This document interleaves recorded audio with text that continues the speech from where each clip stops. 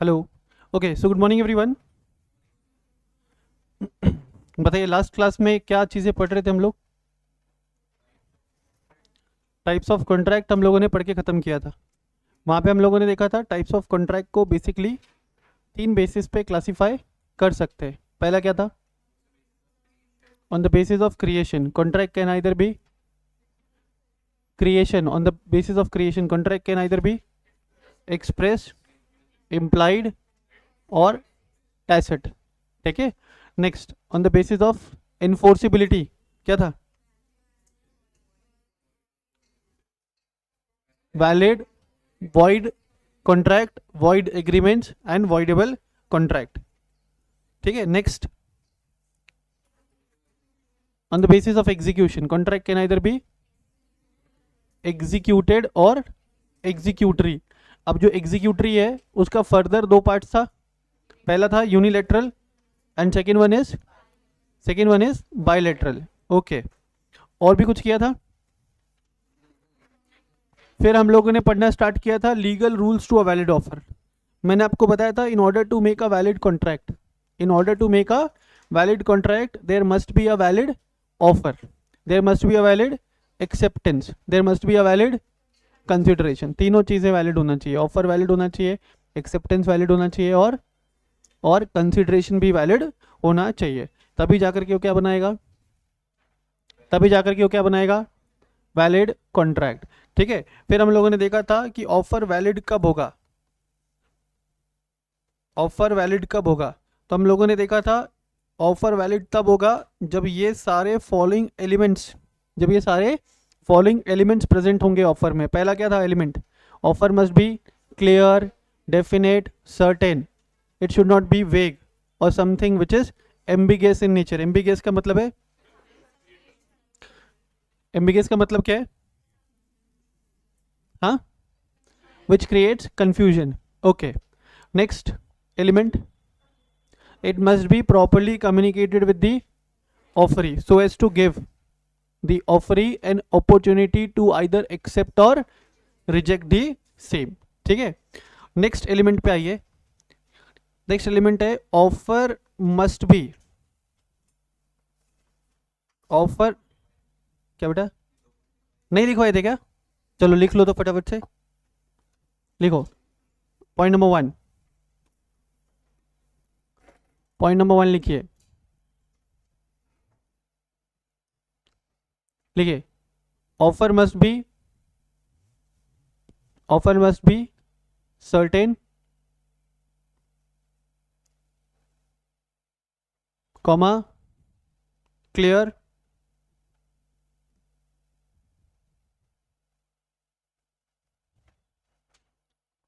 Definite. Offer must be clear, certain and definite. It must not be, it must not be vague or ambiguous. It must not be vague or ambiguous. Vague का मतलब क्या था? फालतू, बेकार। And ambiguous का मतलब हाँ, something which creates confusion. ठीक है। तो ये element number one. Element number two, it must be properly communicated. मुझे बताओ ऑफर में कितने पार्टीज होंगे बेटा? दो पार्टीज। पहला ऑफरर, दूसरा ऑफरी। ऑफरर कौन? Who is making the offer. Offeree कौन? To whom the offer is, to whom the offer is made. Okay, तो लिखेंगे offer must be, offer must be properly communicated, offer must be properly communicated with the offeree so as to give, so as to give the offeree, so as to give the offeree, so as to give the offeree an opportunity, an opportunity to either accept, so as to give the offeree an opportunity to either accept, to either accept or reject the same, to either accept or reject the same। ठीक है, आओ अब next element पे ध्यान दो, बहुत important है। बोला गया offer must be distinguish. Distinguish का मतलब क्या होता है? डिफरेंशिएट। ठीक है, offer must be differentiated from invitation to offer. अब यहां पे एक नया टर्म सुनने को मिला है आपको, इनविटेशन टू ऑफर। ठीक है, एक नया टर्म सुनने को मिला है आपको, इनविटेशन टू ऑफर। अभी ध्यान दीजिएगा सभी बच्चे। ठीक है, इनविटेशन टू ऑफर का मतलब क्या होता है? मुझे एक बात बताओ, जब ऑफर एक्सेप्ट होता था तो क्या बनता था? जब ऑफर एक्सेप्ट होता था तो बनता था सर प्रॉमिस। प्रॉमिस में क्या ऐड करते थे तुम? कंसिडरेशन। तो क्या बनता था? एग्रीमेंट। चलो यहां तक की कहानी क्लियर है। तो कहानी की शुरुआत कहां से होती थी? ऑफर से। ठीक है, देखो ऑफर से भी पहले हो सकता है इनविटेशन टू ऑफर। ऑफर से भी पहले क्या हो सकता है? Invitation to offer. अब सर इनविटेशन टू ऑफर क्या होता है, सुनना ध्यान से। मुझे एक बात बताओ, कितने लोगों ने ऐसे एड्स देखे हैं? नॉर्मली जो गारमेंट्स के जो ब्रांड्स है उस पर लिखा रहता है फ्लैट, फ्लैट्स नहीं रहे, फ्लैट 60% ऑफ। फिर एक जगह लिखा रहेगा बाय 1 गेट 5। ठीक है, बाय 1 गेट 5 का मतलब एक के साथ 4 फ्री। ओके, फिर लिखा है एक तो ऐसा ऑफर है 50% प्लस 50% प्लस 49%। 50% plus 50% plus 49%। तो ये कैलकुलेशन कैसे होगा? मान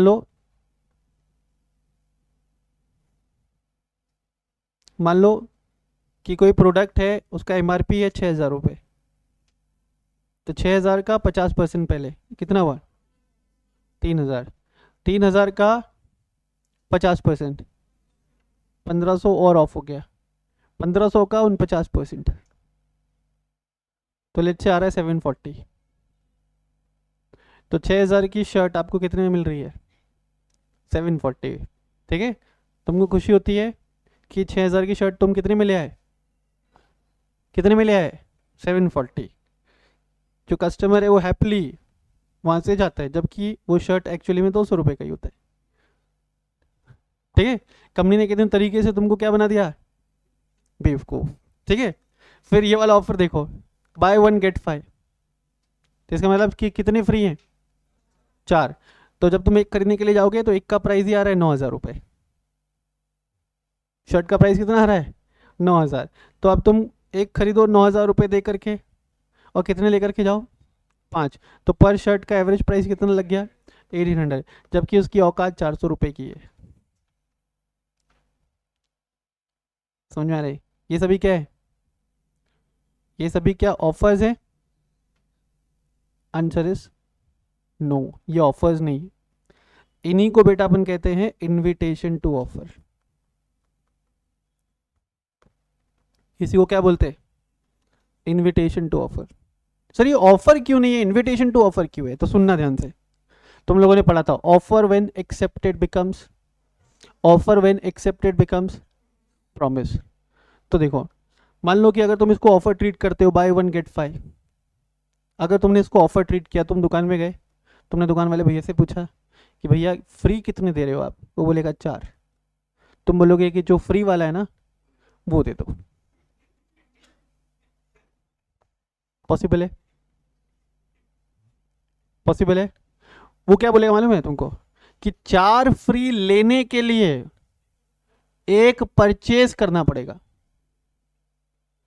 4 फ्री लेने के लिए एक परचेज करना पड़ेगा। तो इस पर्टिकुलर केस में दुकान वाला तुमको ऑफर नहीं दे रहा है। इस पर्टिकुलर केस में दुकान वाला तुमको ऑफर नहीं दे रहा है, दुकान वाला तुमको इनविटेशन टू ऑफर दे रहा है। तुमने स्कीम पढ़ा, दुकान के अंदर गए, ठीक है, तुमने इंक्वायरी किया, सामने वाले ने बोला कि हाँ एक खरीदोगे तो 4 फ्री है।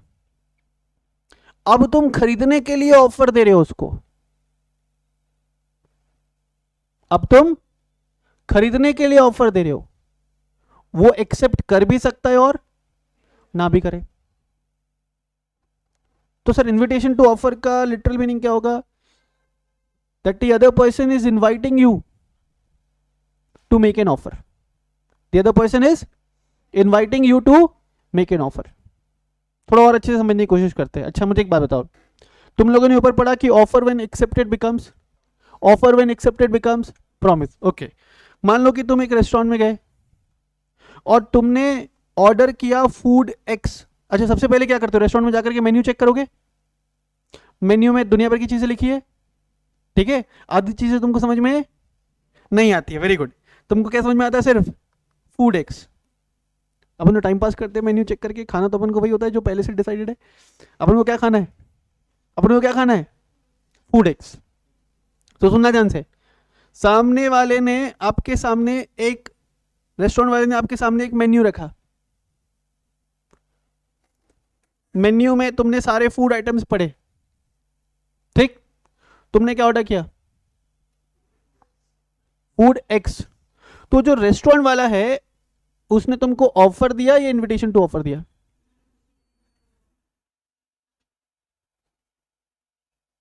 कौन है? रेस्टोरेंट वाला जो है उसने तुमको ऑफर दिया है या इनविटेशन टू ऑफर दिया है? क्योंकि अगर वो ऑफर होता और तुम फूड एक्स ऑर्डर करते तो उसको फूड एक्स देना ही पड़ता। लेकिन काफ़ी बार ऐसा भी होता है, अगर आपने नोटिस किया हो, आपने एक पर्टिकुलर फूड ऑर्डर किया, सामने वाला बोलता है कि यार ये तो अभी नहीं हो पाएगा, आप कुछ और ऑर्डर कर दो।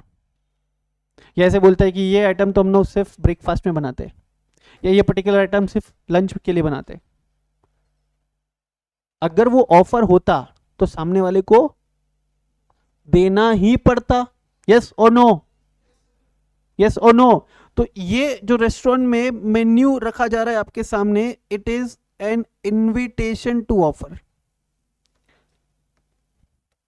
आपने पढ़ा मेन्यू और आपने ऑर्डर दिया। आप ऑर्डर नहीं दे रहे हो, आप यहां पे क्या दे रहे हो बेटा? ऑफर दे रहे हो,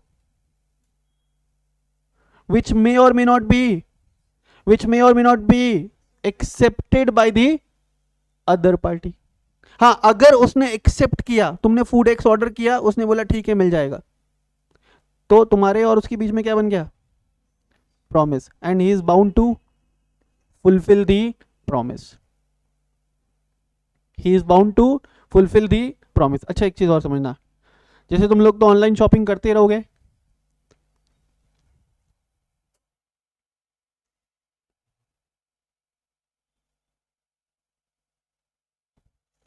ये अमेजोन का वेबसाइट है और इस पे दुनिया भर के प्रोडक्ट लिस्टेड है, ठीक है, दुनिया भर के प्रोडक्ट क्या है?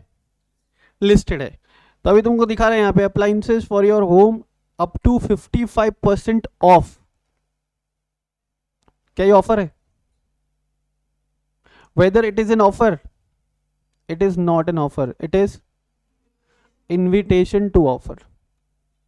क्योंकि काफी बार ऐसा होता है, तुम ऑनलाइन शॉपिंग कर रहे हो, तुमने एक फूड कोई भी प्रोडक्ट ऑर्डर किया और नीचे आ जाता है आउट ऑफ स्टॉक,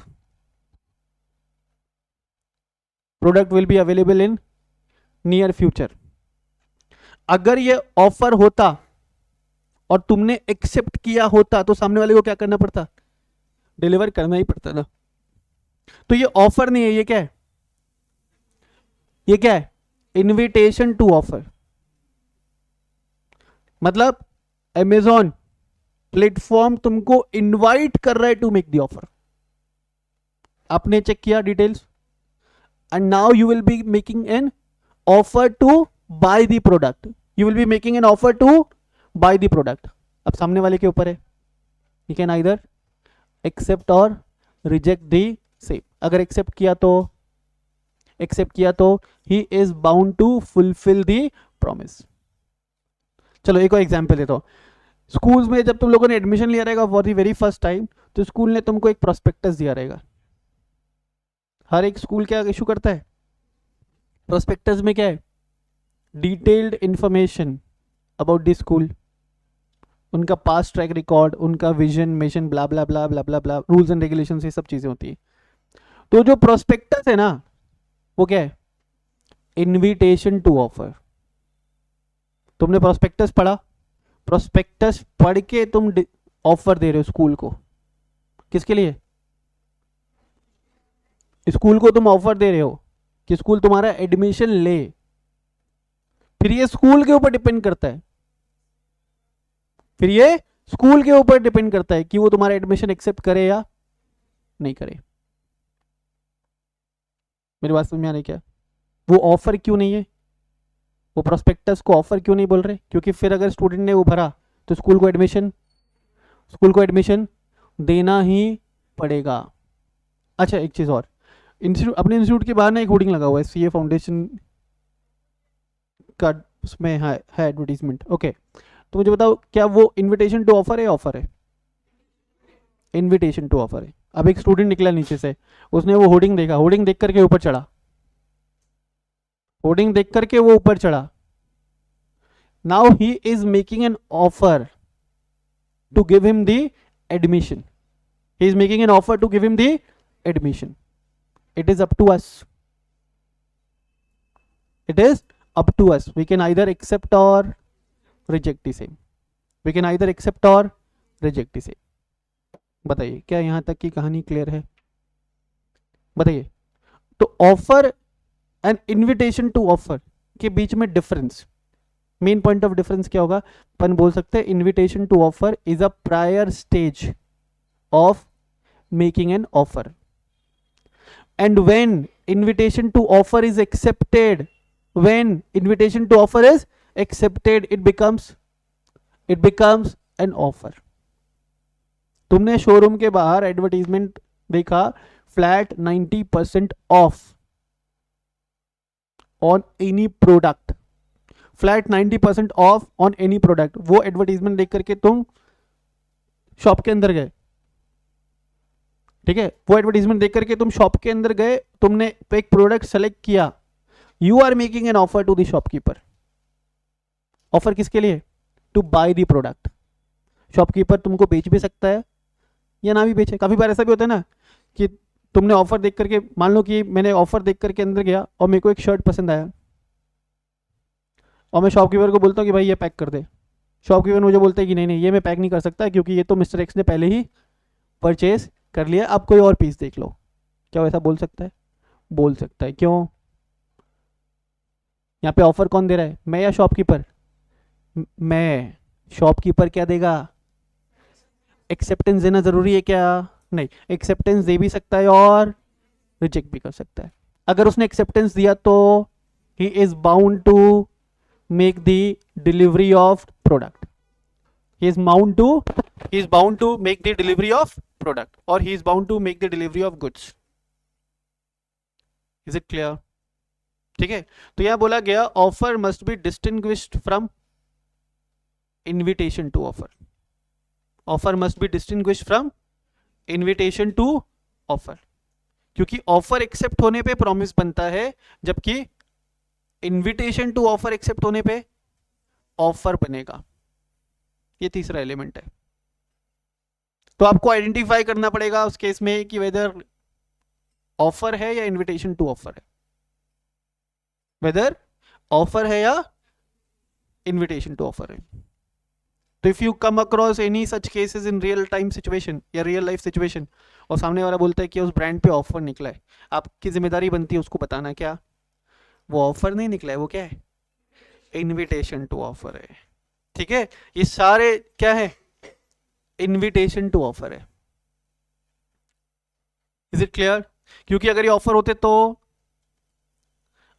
होते तो सामने वाले के लिए डिलीवर करना मैंडेटरी हो जाता। अगर सामने वाले ने ऑफर दिया, मैंने एक्सेप्ट कर लिया, तो क्या बन जाएगा?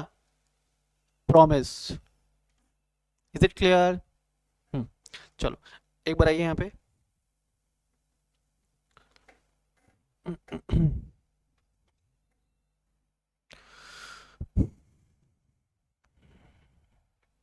अच्छा, कोई मुझे वॉइड एग्रीमेंट और इलीगल एग्रीमेंट के बीच में डिफरेंस बताएगा? Void agreement and illegal agreements के बीच में difference?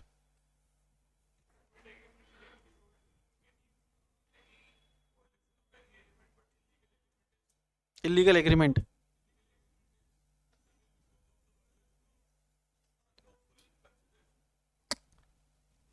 Not a proper answer.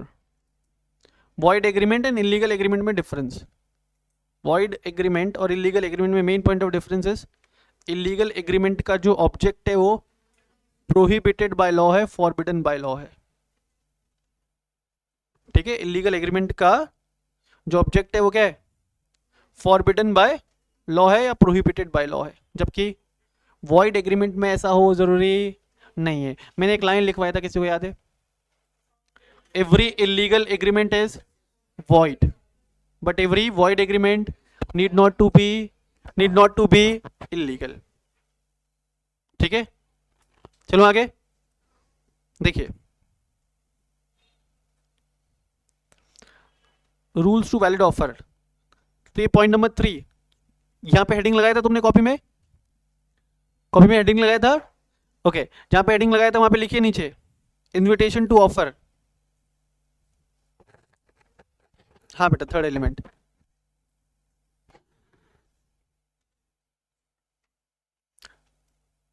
Write down.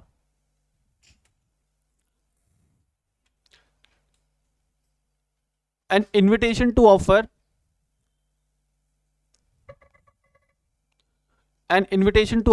is different from an invitation to offer is different from an offer.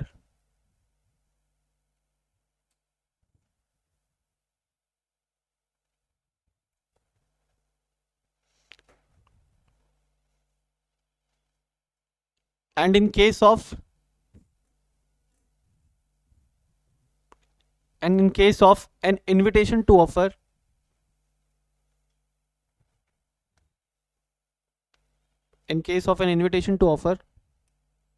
an invitation is made to the other party. An invitation is made to the other party. An invitation is made to the other party to give him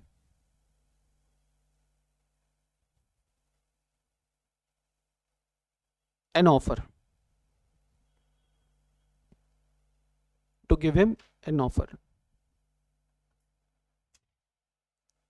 लिखो.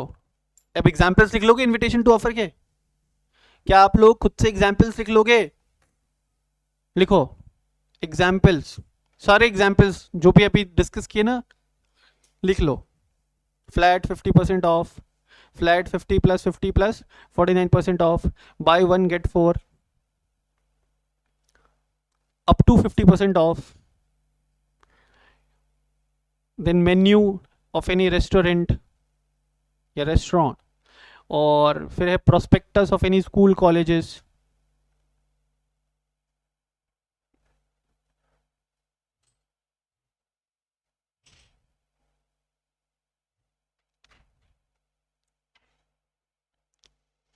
prospectus of any school colleges.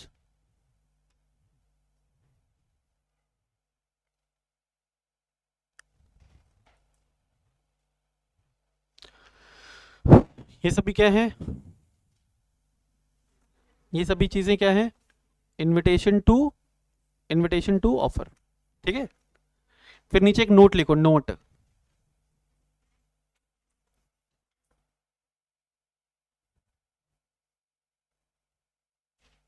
लिखो, it can B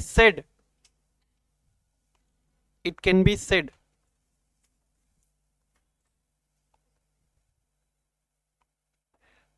that invitation to offer, it can be said that invitation to offer is a prior stage of an offer. Invitation to offer is a prior stage of an offer, and when invitation to offer and when invitation to offer is accepted, when invitation to offer is accepted, it becomes an offer. It becomes an offer.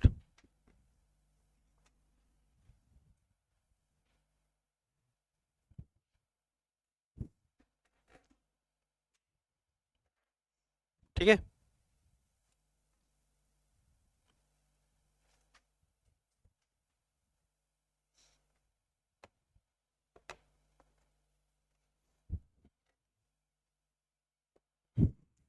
Done. चलो आगे आइए। अब next अपन जाएंगे, discuss करेंगे types of offers. Offers कितने प्रकार के हो सकते हैं, टाइप्स ऑफ ऑफर्स। तो देखिए, टाइप्स ऑफ ऑफर्स में सबसे पहले आता है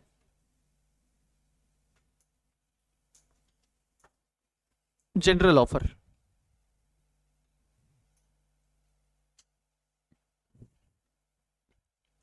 टाइप्स ऑफ ऑफर में सबसे पहले है general offer.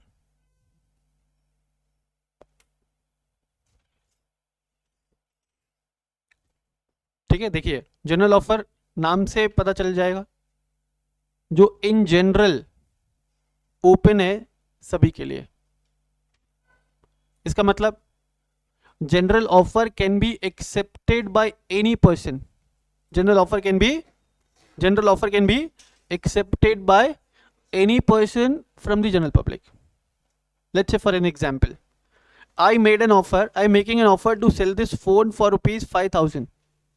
I am making an offer to sell this phone for rupees 5,000. तो कोई भी बंदा जो 5,000 रुपये लेकर के आएगा, क्या कर सकता है, ये फोन बाय कर सकता है। It is general. ठीक है, तो जनरल ऑफर जो रहता है वो क्या रहता है, open for all. General offer जो है वो क्या है, ओपन फॉर ऑल। कोई भी वो ऑफर एक्सेप्ट कर सकता है, जनरल ऑफर। इसके बाद है स्पेशल ऑफर। रुक जाना अपील। उसके बाद है special offer. Special offer as the name suggest, an offer made to a specific person और an offer made to a specific group of person. ऐसा ऑफर जो एक स्पेसिफिक पर्सन को किया जाए या एक स्पेसिफिक ग्रुप ऑफ पर्सन को किया जाए, वो क्या कहलाएगा, special offer. For example, I made an offer to Yashmeet to sell this phone for rupees 5,000। तो ये ऑफर सिर्फ यशमीत के लिए ओपन है, तो ये क्या हो गया, स्पेसिफिक। तो specific offer can be accepted only by a person और only by a group of person to whom it is made।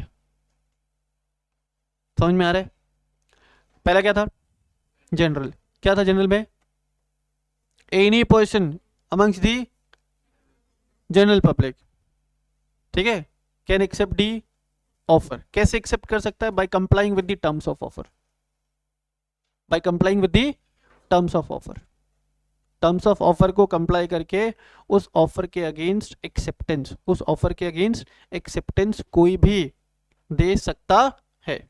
ये हो गया क्या आपका जनरल ऑफर। उसके बाद क्या, स्पेशल ऑफर। स्पेशल ऑफर में क्या हो रहा है, offer made to a specific person और offer made to a specific group of person. तो स्पेशल ऑफर में क्या होगा, it can be accepted only by a person to whom it is made। Clear है। अब नेक्स्ट समझना, बहुत important है। नेक्स्ट है क्रॉस ऑफर।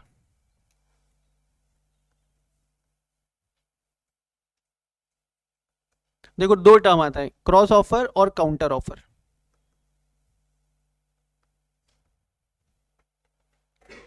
ठीक है, cross offer and counter offer. पहले काउंटर ऑफर समझा देता हूं।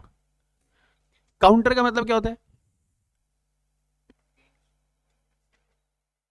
काउंटर करने का मतलब क्या होता है, मान लो कि मैंने बोला, क्या नाम है तुम्हारा, श्रीमनन। मैंने बोला श्रीमनन तू ना पागल है, तो श्रीमनन इसको काउंटर करेगा ना, वो बोलेगा आप पागल हो।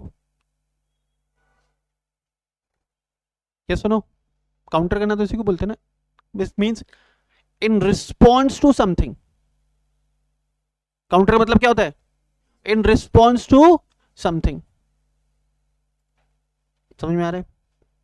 तो काउंटर ऑफर क्या होगा? An offer made in response to the first offer. An offer made in response to the first offer. For example, आप गए वेजिटेबल मार्केट में वेजिटेबल खरीदने. आपने पूछा आलू का भाव क्या है भैया. भैया ने आपको बोला 20 रुपए किलो. आपने क्या पूछा? आलू का भाव क्या है भैया. भैया क्या बोले? 20 रुपए किलो. आपने बोला 18 रुपए में दोगे क्या? आपने क्या बोला? 18 रुपए में दोगे क्या? तो क्या आपने एक्सेप्टेंस दिया है? क्या आपने एक्सेप्टेंस दिया है? No. Instead of acceptance you have made a counter offer. सामने वाला बोलता है कि 18 में नहीं दूंगा, 19 में दूंगा. क्या उसने एक्सेप्टेंस दिया? उसने एक्सेप्टेंस दिया. उसने भी क्या किया यहाँ पे? Counter offer. तुमने बोला कि नहीं नहीं 19 नहीं 18.5 ना आपकी ना मेरी, 18.5 फिक्स कर लो. क्या आपने अभी एक्सेप्टेंस दिया? No. You have made counter offer. सामने वाला बोलता है कि चलो ठीक है 18.5 में ले लो. Whether he has given acceptance? Yes. तो जितने भी नेगोशिएशन से रिलेटेड ट्रांजैक्शंस होते हैं they all will come under counter offer. Mister X made an offer to sell his car for ₹2 lakhs in cash. बिल्कुल ध्यान से सुनना. Mister X made an offer to sell his car for ₹2 lakhs in cash. Mr. Y has accepted the offer and has agreed to pay the amount through check. तो क्या Y ने यहां पे acceptance दिया है? X ने क्या offer दिया था? कि वो अपना कार बेचना चाहता है 2 लाख रुपया कैश में. सामने वाले ने क्या बोला? कि वो खरीदने के लिए तैयार है लेकिन वो पेमेंट करेगा किससे? चेक से. तो weather Y has accepted the offer or whether Y has made a counter offer? Y has made a counter offer. Acceptance जो है ना हमेशा अनकंडीशनल होता है, एब्सोल्यूट होता है, एज इट इज होता है. एज इट इज का मतलब ऑफरर ने जो बोला, अगर ऑफरी को बातें एज इट इज एक्सेप्टेड है तो एक्सेप्टेंस वैलिड है. तो एक्सेप्टेंस वैलिड है. Is it clear? Counter offer is an offer made in response to the offer made by the first party. समझ में आ रहा है क्या? तो जितने भी नेगोशिएशन से रिलेटेड अभी तक आपने ट्रांजैक्शंस किए होंगे अपने जीवन में, वहां पे आपने बार बार क्या दिया रहेगा? Counter offer. तुम्हें प्रोडक्ट खरीदने के लिए गए, सामने वाले ने बोला 100 रुपया, तुम बोलते हो 90 दूंगा. आपने एक्सेप्टेंस नहीं दिया है, आप उसको ऑफर दे रहे हो 90 रुपए में खरीदने के लिए. सामने वाले ने बोला 95 लूंगा, उसने एक्सेप्टेंस नहीं दिया. उसने क्या बोल दिया आपको? Counter offer. तो काउंटर ऑफर किसी ऑफर के रिस्पॉन्ड में किया जाएगा. काउंटर ऑफर किसी ऑफर के रिस्पॉन्स में किया जाएगा. इज इट क्लियर सबको? तो अभी तक कितने टाइप्स के ऑफर पढ़ लिया आपने? 3. पहला जनरल, मतलब कोई भी एक्सेप्ट कर सकता है by complying with the terms of offer. Special, it can be accepted only by specific person or group of person to whom the offer is made. तीसरा counter offer. क्या? an offer made in response to the offer made by the first party. अब एक और होता है cross offer. देखो, cross offer और counter offer में मेन पॉइंट ऑफ डिफरेंस ये है कि क्रॉस ऑफर एक बंदा करता है in ignorance of the offer made by the other party.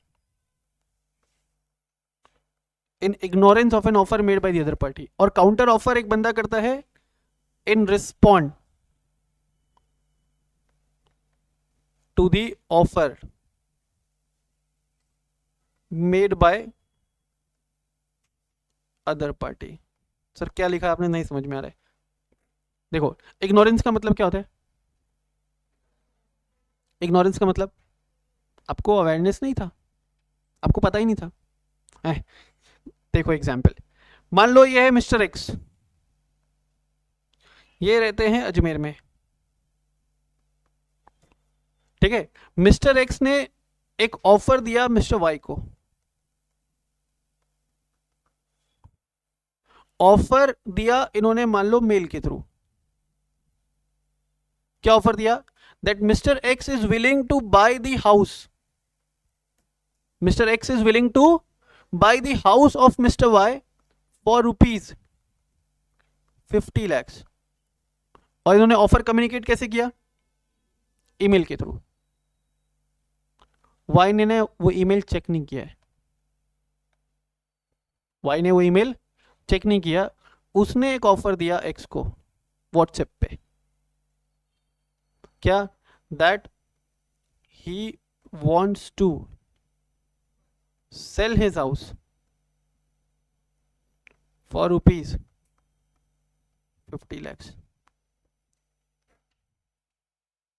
तो यहां पे वाई जब ऑफर दे रहा है एक्स को, he was not aware, he was not aware about the offer made by mister x.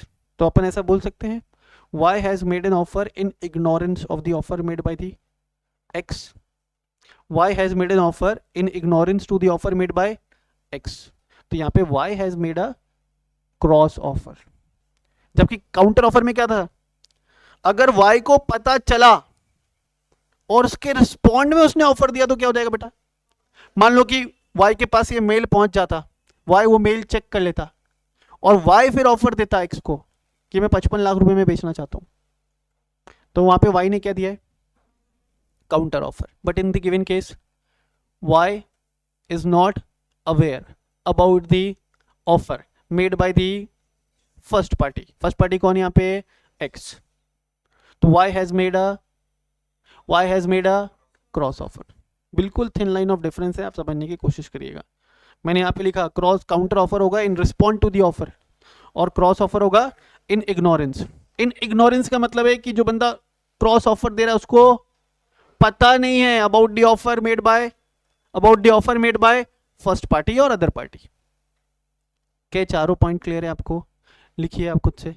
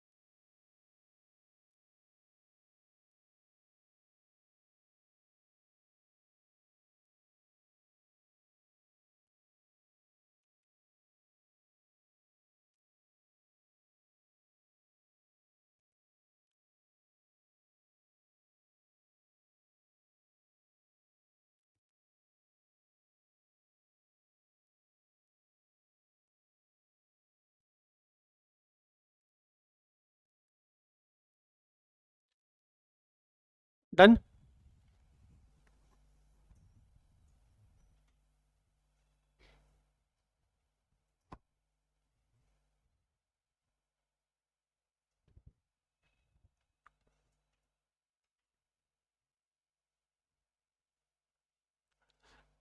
हो गया बेटा। नेक्स्ट है ओपन ऑफर।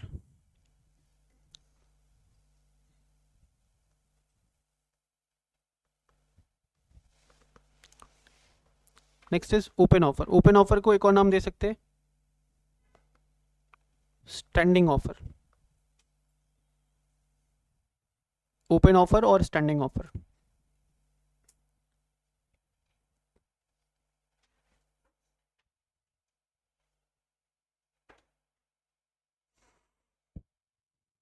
तो ओपन ऑफर देखो क्या होगा।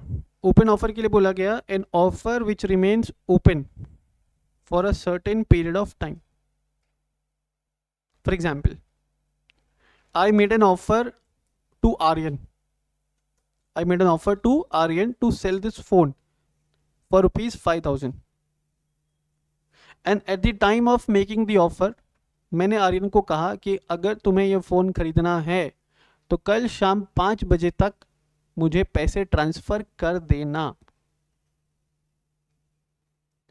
तो जो ऑफर है उसका वैलिडिटी पीरियड मैंने डिसाइड कर दिया है। ये ऑफर कब तक ओपन है? कल शाम 5 बजे तक। तो ये ऑफर को मैं क्या बोलूंगा? Open offer. तुम लोगों ने OLX पे देखा है क्या? कभी सर्च किया OLX के एड्स? एड्स तो नहीं, या OLX के ऑफर्स। एक बंदे ने ऑफर लगाया, उसको कोई प्रोडक्ट बेचना है, ठीक? तो ऑफर कब तक रहता है वो? नहीं, फिर तुमने चेक नहीं किया। वो शायद रहता है 30 दिन के लिए। मतलब आज मैंने पोस्ट किया ना, तो 30 दिन तक चलेगा। 30 दिन के बाद वो अपने आप ही डिसेबल्ड हो जाता है। 30 दिन का वैलिडिटी पीरियड है उसका। क्या हो गया वो? Open offer. या तो 30 दिन, और अगर 30 दिन में पहले अगर वो क्या हो जाए, क्या हो जाए, बिक जाए, तो वहां पे भी ऑफर क्या हो जाएगा? एंड हो जाएगा। समझ में आ रहा है क्या? तो ओपन ऑफर और स्टैंडिंग ऑफर मतलब which remains an offer which remains open for a certain period of time or for a definite period of time. तो लिखेंगे इसको भी, an offer which remains open, an offer which remains open for a certain or definite period of time, which remains open for a certain or definite period of time. ऐसा offer जो open रहेगा for a definite और certain period of time is open offer. उसको एक और नाम दे सकते हैं क्या? Standing offers.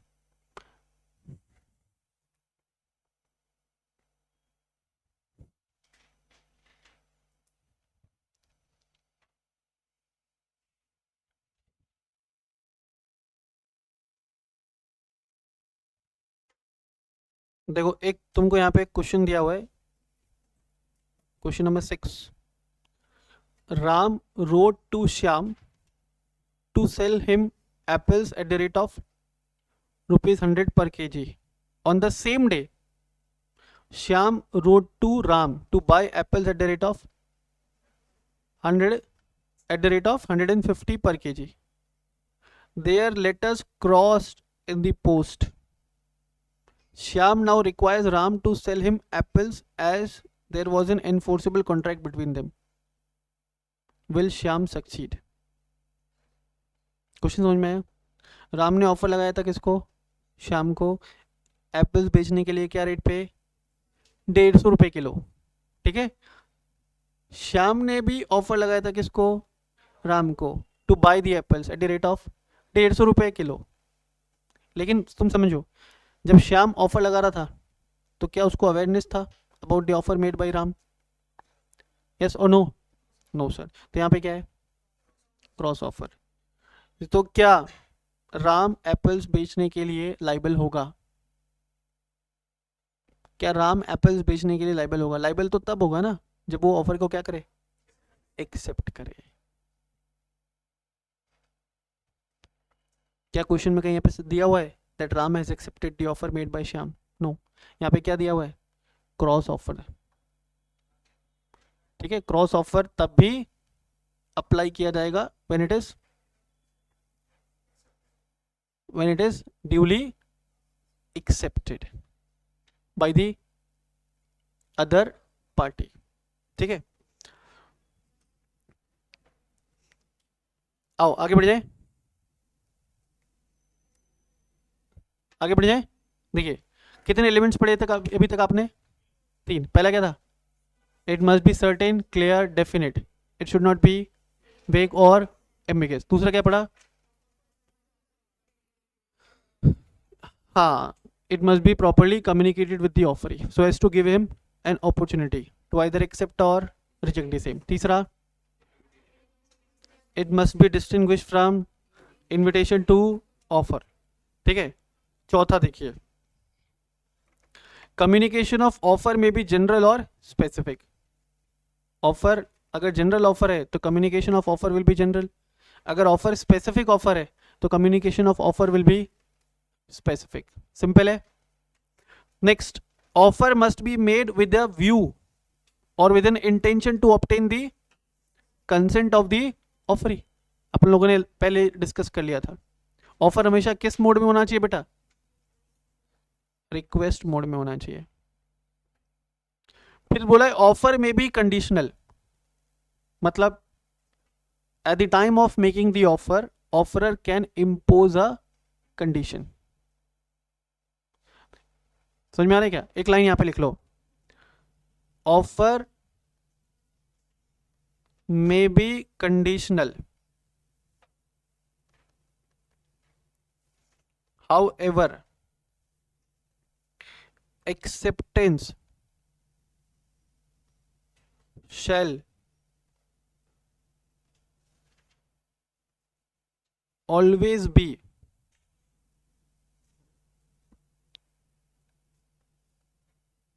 absolute and unconditional।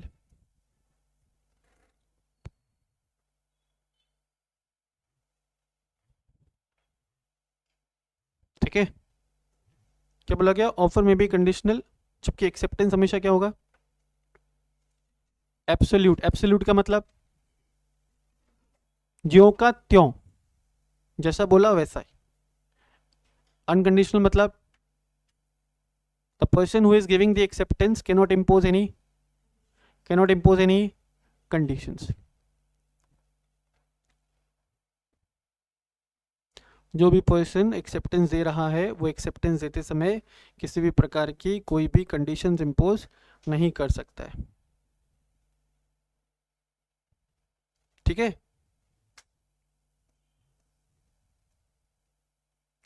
देखो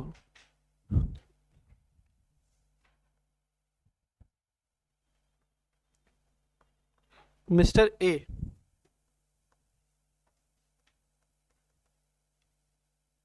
made an offer to Mr. B to sell his house for rupees 50 lakhs in cash। A ने ऑफर दिया बी को to sell his house for rupees 50 lakhs in cash. तो यहां पे ए ने क्या इंपोज किया है, कंडीशन। क्या कंडीशन है, that 100% of the payment is to be made in cash. फिर मैंने एक लाइन लिखवाया तुमको, ऑफर कंडीशनल हो सकता है, एक्सेप्टेंस हमेशा क्या होगा, अनकंडीशनल होगा, एक्सेप्टेंस हमेशा एब्सोल्यूट होगा। अब मान लो कि बी ने यहां पे क्या किया, बी ने एग्री किया, एक्सेप्ट किया ऑफर और बोला कि वो 50% पेमेंट जो है वो कैश में देगा और 50% पेमेंट वो चेक से देगा। तो मुझे बताओ क्या बी ने यहां पे एक्सेप्टेंस दिया है? तो बी ने क्या दिया यहां पे, counter offer. Very nice.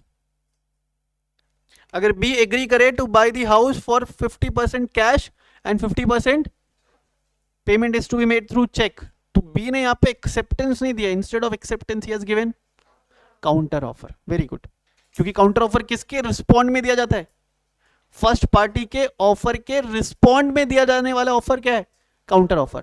First party के ऑफर के इग्नोरेंस में दिया जाने वाला ऑफर क्या है? Cross offer. Is it clear? चलो एक एग्जाम्पल लिखो सब लोग.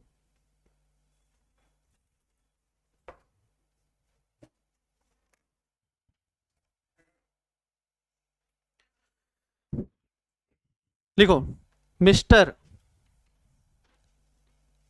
लिखो mister Gulugulu, mister Gulugulu made an offer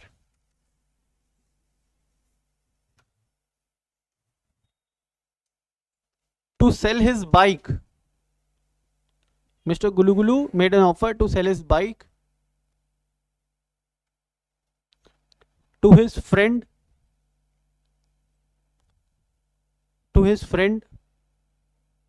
Mr. Singham.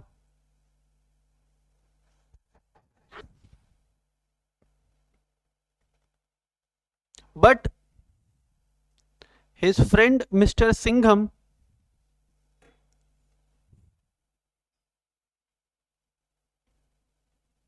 offers to buy, Mr. Singham offers to buy his bike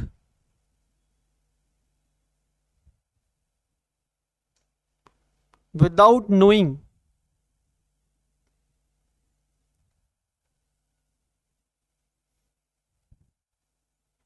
that he has already offered to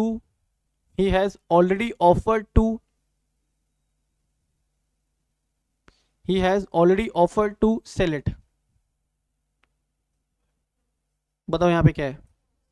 cross offer. ठीक है, तो I hope कि सबको अच्छे से यहां तक समझ में आ गया है. कोई बेवकूफ़ी होगा जिसको अभी भी नहीं आया होगा? कोई है ऐसा? कोई है? चलो आगे बढ़ जाए. तो अभी अपन ने क्या पढ़ के खत्म किया? Legal rules to valid offer. उसमें अपन ने क्या पढ़ा? Types of offer. चलो एक बार रिपीट कर दो. Legal rules to valid offer. पहला, offer must be certain, definite, clear. It should not be vague और एम्बिगुअस. दूसरा, it must be properly communicated with the offeree so as to give the offeree an opportunity to either accept or reject the same. Offer must be distinguished from invitation to offer. Offer may either be general or special. Special भी बोल सकते हो, specific भी बोल सकते हो. Next, offer may be conditional. Offer may be conditional. However, acceptance shall always be unconditional. Acceptance shall always be absolute. Absolute का मतलब ज्यों का त्यों. और भी कुछ था? Essential elements में और भी कुछ था क्या?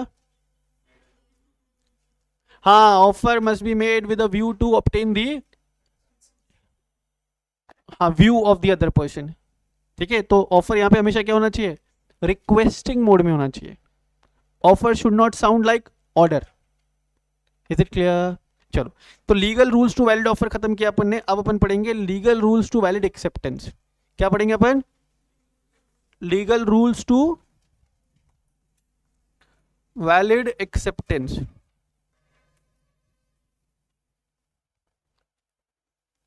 Legal rules to valid acceptance.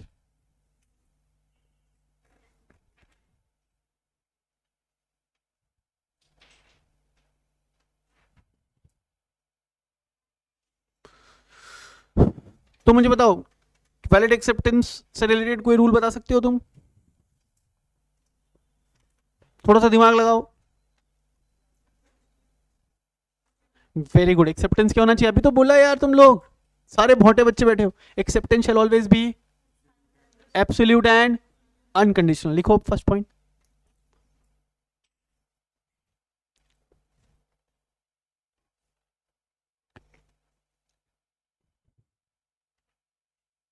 Absolute shall always be, sorry, acceptance shall always be absolute and unconditional. ठीक है, और कोई पॉइंट बता सकते हो?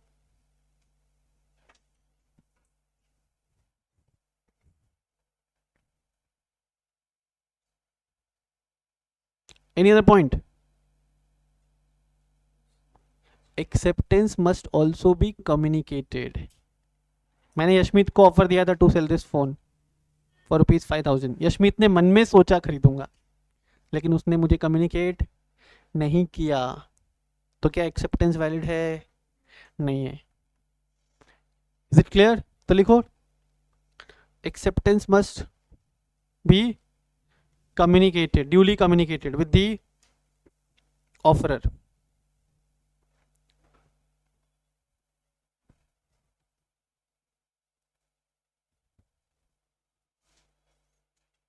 Next, और कोई rule? Acceptance can either be expressed or implied. या सुनो, लास्ट क्लास में आपको एग्जाम्पल दिया था लड़की वाला, चौपाटी वाला, तो वहां पे एक्सेप्टेंस क्या था? implied.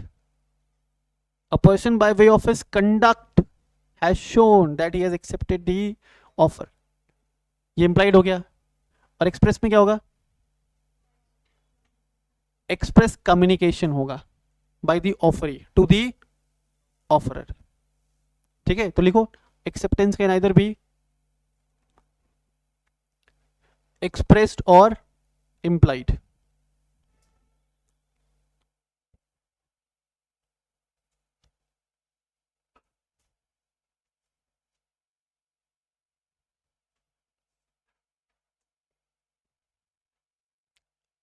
नेक्स्ट, अब मान लो कि अगर कोई ओपन ऑफर है, स्टैंडिंग ऑफर है, तो स्टैंडिंग ऑफर में क्या था? टाइम लिमिट प्रेस्क्राइब था। तो अगर कोई टाइम लिमिट प्रेस्क्राइब्ड है इन दी ऑफर, तो acceptance must be given with in the specified time limit. तो लिखो, if any time limit is specified,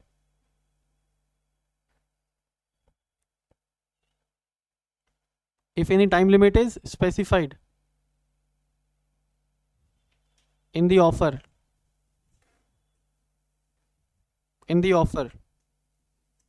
then acceptance must be given,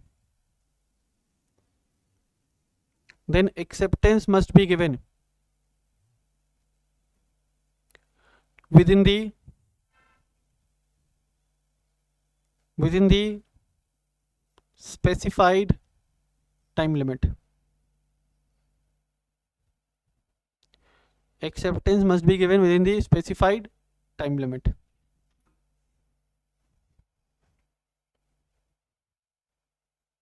ठीक है, नेक्स्ट, कितने पॉइंट्स हो गए बेटा?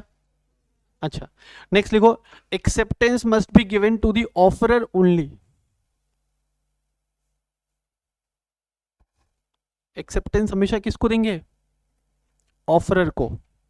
जिसने ऑफर दिया उसी को एक्सेप्टेंस देंगे ना? यस और no?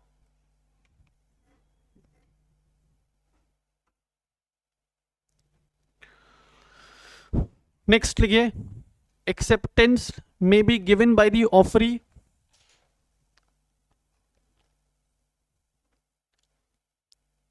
acceptance may be given by the offeree or any of his authorized agent. इसका मतलब है कि एक्सेप्टेंस या तो ऑफरी खुद से दे या उसके बिहाफ पे कोई और पर्सन दे सकता है। कोई और पर्सन यहाँ पे कौन होगा? जिसको ऑफरी ने ऑथोराइज किया टू गिव द एक्सेप्टेंस। ठीक है,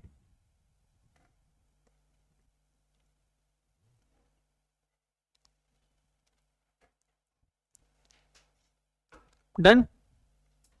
चलो, कितने पॉइंट्स हुए अभी तक? 6। एक बार चलो रिकॉल करो, पहला क्या था?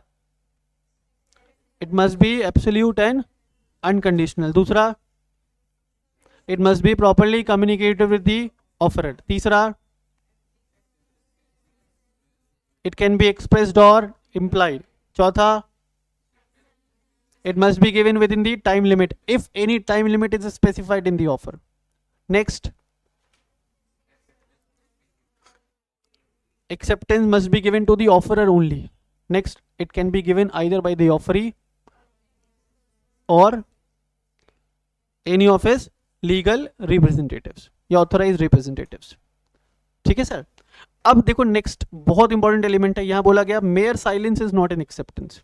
बोला चुप रहना कभी भी क्या नहीं माना जाएगा, एक्सेप्टेंस नहीं माना जाएगा.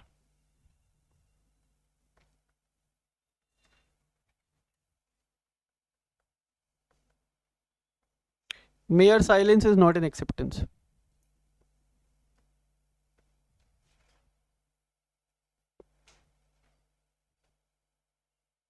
ठीक है, mere silence is not an acceptance मतलब चुप रहना कभी भी, चुप रहना कभी भी एक्सेप्टेंस नहीं माना जाएगा. ऐसा लिख लो, हिंदी में लिख लो. लिखो चुप रहना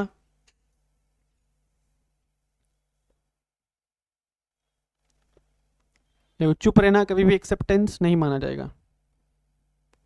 क्योंकि सर अभी तो ऊपर पढ़ करके आए हम, acceptance need to be communicated, है ना. तो ये लाइन लिखो तो पहले एक बार, mere silence is not an acceptance. चुप रहना कभी भी एक्सेप्टेंस नहीं माना जाएगा. बिकॉज, देखो बिकॉज क्या रीजन है, acceptance need to be properly communicated.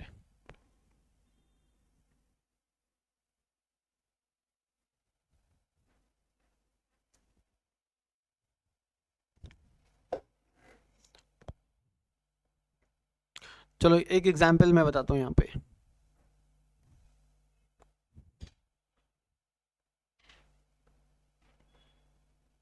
ये है mister same Gulu Gulu. Mister Gulu Gulu has made an offer to mister Pritam. क्या ऑफर है, टू सेल हिज बाइक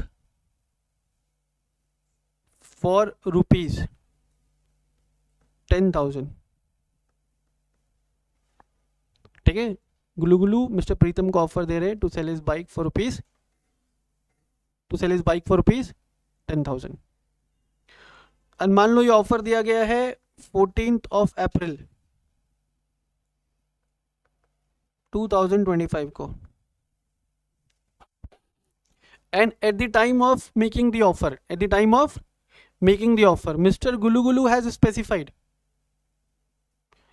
कि अगर तुम्हारा जवाब हाँ है तो 15 अप्रैल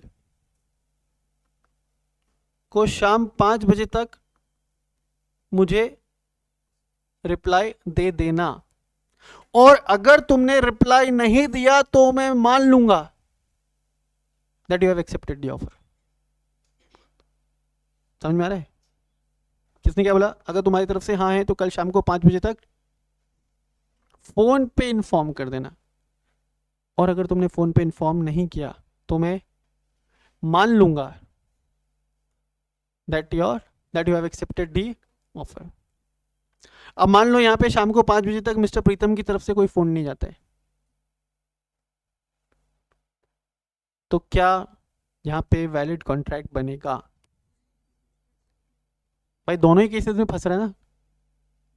हाँ बोलेगा तो भी फंस रहा है, ना बोल रहा है तो भी फंस रहा है. मेरी बात समझ में आ रही क्या?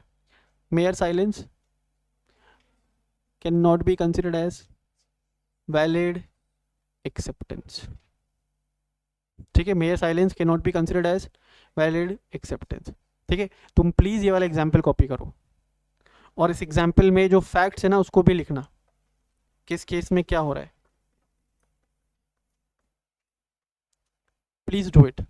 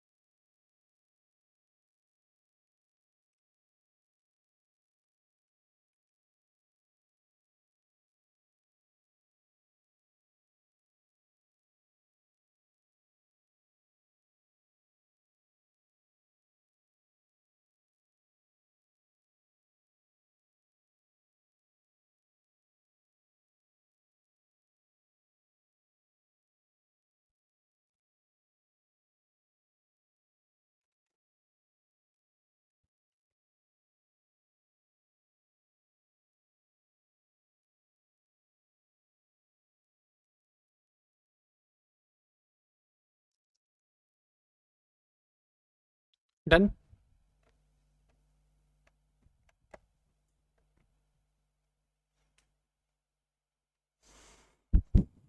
लिखा सबने?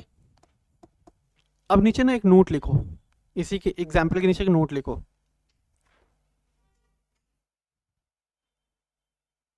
लिखो, an offeror can not impose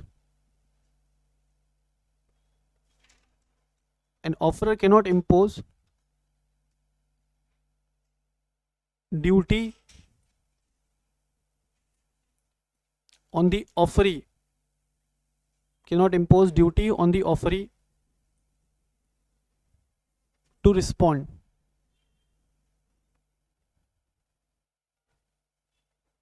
respond, and thus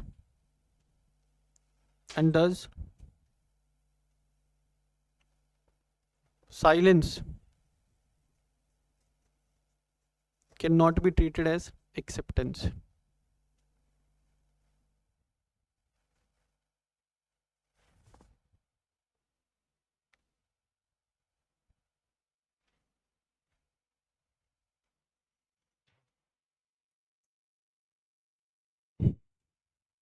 done. अब एक बहुत इंपॉर्टेंट पार्ट देखिए, यहां पे नीचे लिखा हुआ है silence equals to acceptance only if the offeree has by his previous conduct he has indicated that silence amount to his acceptance. मतलब मान लो कि ऑफरर और ऑफरी एक सीरीज ऑफ ट्रांजेक्शन्स में एंटर कर रहे, एंड ऑफरी ने पुराने ट्रांजेक्शन्स में भी ये स्पेसिफाई किया था कि अगर मेरी तरफ से कुछ भी जवाब नहीं आए तो उसका मतलब हाँ होगा। अगर ऑफरी ने पहले ये एक्सप्रेसली कम्युनिकेट किया था या by way of his conduct उसने ऐसा शो किया था क्या कि अगर कोई भी जवाब नहीं आया तो उसकी तरफ से हाँ है, तो उस केस में silence can be considered as acceptance. But ये एक्सेप्शनल केसेस है, नॉर्मली ऐसा नहीं होगा, तो यहां पे तुम एक लाइन लिखो, मेयर साइलेंस को एक्सेप्टेंस माना जा सकता है, ऐसे लिखना, मेयर साइलेंस को एक्सेप्टेंस माना जा सकता है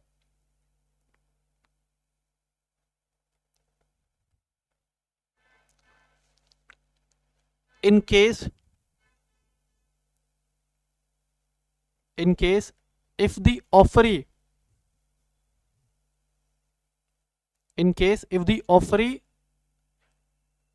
by way of his previous conduct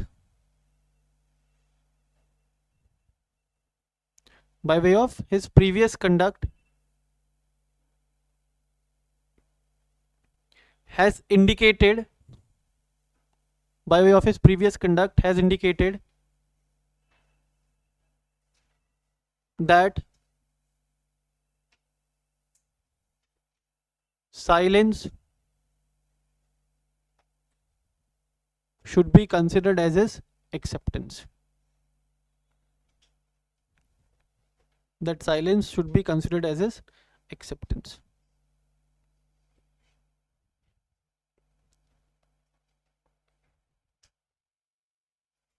ठीक है सर, तो आज की क्लास आपकी यहाँ तक आप रीड करके आइएगा before coming into the next session. Thank you so much for today.